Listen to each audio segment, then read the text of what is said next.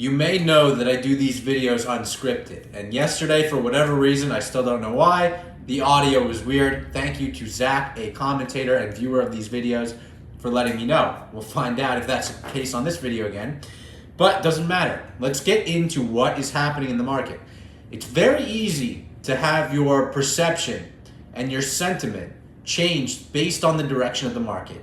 If the market is red, you might think and you might feel that, okay, shoot, we might have another leg down. Things are going to get worse. The economy is going to slow down dramatically, and we should try to get in and make our decisions ahead of that. Conversely, if the market's up, you may think a bottom is certainly in and a rally must happen. Now, I advise neither of these ways of thinking. Don't let price dictate your sentiment.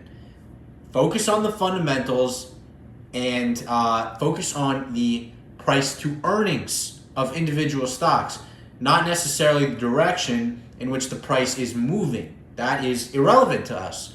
What matters is fundamentals and price of the stock, not the movement of the price. So let's not let the movement of the price affect our psyche.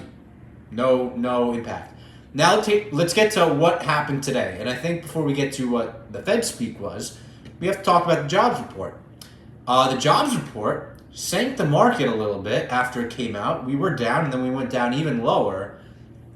And I don't think that was the correct response. I think this jobs report is pretty solid. I mean, obviously, it's solid in terms of the actual real number for the economy. We had more jobs gained than expected. But the concern, at least with regards to the Fed, seems to be about a wage price spiral. If wages are going up, prices are going to go up, and the Fed has to combat inflation, so we don't want to see wages go up. Well, guess what? Job numbers, the amount of people employed went up more than expected, but wage growth actually came in below expectations. Now, that's not, anything crazy. It's good, in my opinion. I think it's pretty Goldilocks. I think it's good to see us add jobs and then have less wage growth because we're concerned about the wage growth. Hopefully, the Fed can actually execute a soft landing. I'm not saying they're going to. I don't even know what a soft landing means. I mean, you're going to have some negative aspects, and we are certainly having, in some areas of the economy, slower growth. So it's not like a soft landing means, perfect or anything.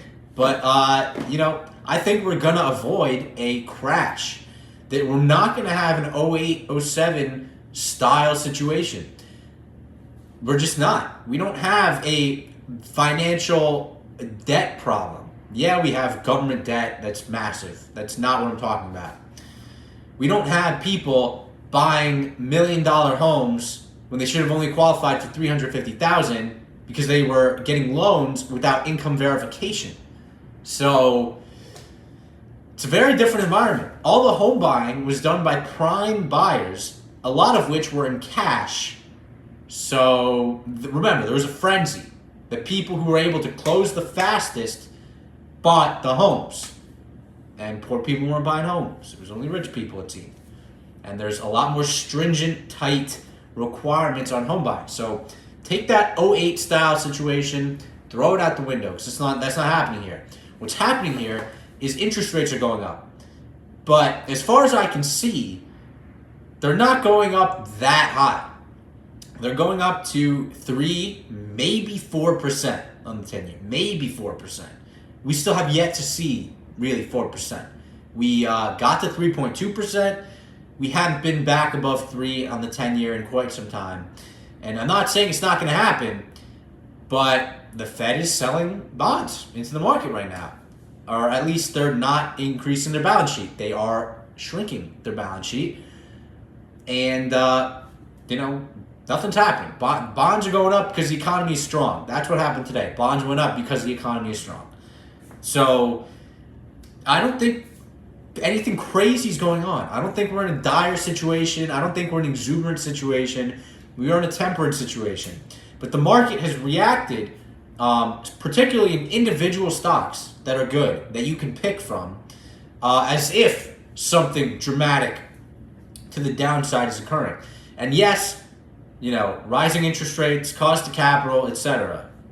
Competition for investment products. I get it. But they're just not going that high. They're just not going that high. They're gonna get out to like max, in my opinion, if really, the economy is hot and inflation stays high long, they will probably get to like 4% on the 10-year, which is 1% higher, which is a lot, but it's not crazy. Anyways, Fed speak. We got a little optimistic last week that we might have a pause in September, and we have tremendous clarity around this idea now. The clarity is it's too early to say that, and the Fed is going to remain data dependent. So we got signs of a still strong economy, but a not overly hot jobs market. And Loretta Mester mentioned this today. She said jobs numbers month on month are coming down. That's a good thing. We're not seeing, explosive growth. We're not continuing to go up. So we're seeing a little bit of what the Fed's looking for. And then you get some, wage slowdown, some slowdown in growth. We've got 4 CPIs until September. Let's see where they land. Maybe we can stop doing 50s. If we're hot, we're going to want 50s. But if we're not, a 25 is going to happen. So we know what's going to happen. We can know what the Fed's going to do before they're going to do. We just have to wait for the data. Doesn't that make a lot of sense? Shouldn't we just wait for the data? We got to be data dependent. We don't know exactly what the data is going to be. Doesn't make sense to speculate on that. Assume inflation continues, but there are signs the economy is slowing down. We saw the jobs number come down. We saw wage growth not so hot. So we're getting some slowdown. The economy is not gonna shut down in a month. I don't think we want that. But maybe over the next several months, we slowly execute a soft landing where things just get off the cocaine. We just get off the cocaine. We get off the drugs and things just chill out. And inflation comes down. And then we have still relatively low rates, and we can get back to what might be the Trump economy, because it seems like we're going to get a Republican House and Senate, and that historically is very much liked by stock markets. So let's not worry about next week. Let's not worry about tomorrow. None of that. Let's just stay calm, realize prices are low, realize the stock market has corrected. It has corrected. It was too expensive up there. We said that about the mega caps. We didn't like them at those prices. Now we're liking other stuff because it's come down even more than the mega caps. And we just got to sit patient and realize it's not the end of the world. It's actually far from that. The economy is still strong. I don't see any indication it's really going to collapse. I get Elon Musk said that. I'm a fan of him. But I kind of disagree on that notion. Maybe he's right. I don't know. I think his purview on the situation comes at it from an automaker's point of view, and I think car sales are going to slow. We saw used car sales slow in April. So who knows? We'll see. I think jobs are strong overall. We're seeing tech layoffs. We saw tech layoffs, and yet we still had more jobs than expected. So who knows what's going to happen in the future. In my opinion, prices are good. Multiples are at historic averages, going back to the 1970s.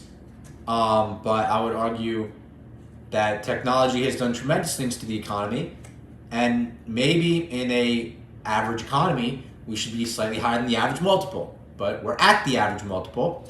So the stock market, in my opinion, therefore, is pricing stocks at below where they should be in an average economy. So we're given a poor economy price, and I don't think we're going to really get to a poor economy. I think rates are going to go up, and we have to acknowledge that. But I think stocks have corrected for rates, particularly stocks which happen to be the highest levels since 08 and near the 08 peaks. Stocks down 75 and 90%. So we will see what happens. That's today's video, and until next time, peace out. One last thing. We want to take the stairs. That's the title of this video. We don't want to take the elevator. We took the elevator on the mid-March rally. And look what happened. We had a very strong shot going to new all-time highs. We shouldn't be at new all-time highs. The previous all-time highs are too expensive. The economy is slowing down a little bit. We should be a bit from all-time highs. We want to take the stairs. We don't want all the buyers to rush in and then there'd be an absence of an incremental buyer.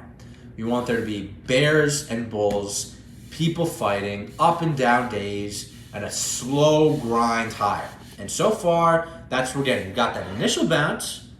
That was good to get people out of that panic, bottomless pit, all down mode. And now we've got a fight. Now we've got a contention between bulls and bears. And I think that's a good thing. I think we take the stairs on the way up. That's how it should be. So that's today's video. And until next time, peace out.